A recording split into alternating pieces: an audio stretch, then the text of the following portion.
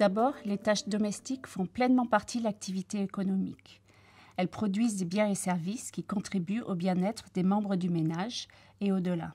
Les activités domestiques restent largement invisibles dans les statistiques économiques car elles sont non rémunérées. Ensuite, la participation inégale des hommes et des femmes aux tâches domestiques est le reflet des relations de genre. Elles révèlent leur position inégale au sein de la famille, mais aussi plus largement dans la société.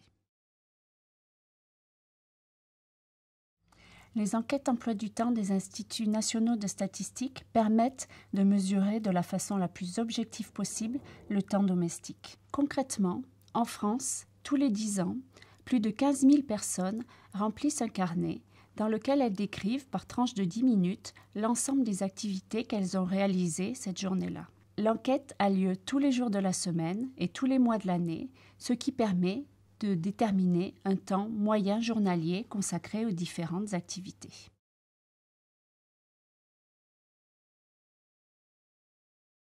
La répartition des tâches au sein du couple est devenue moins inégale, principalement car les femmes consacrent moins de temps aux tâches domestiques.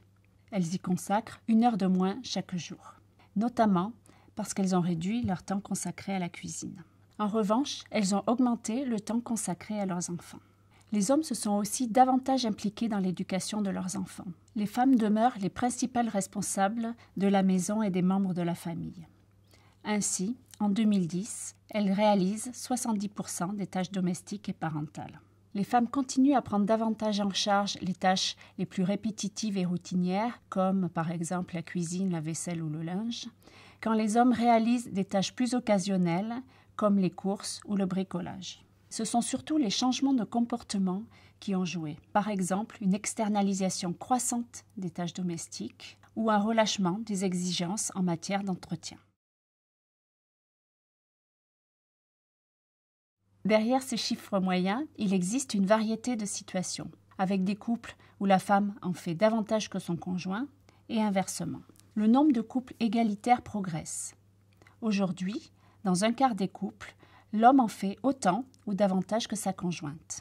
Il n'était que 17% au milieu des années 80.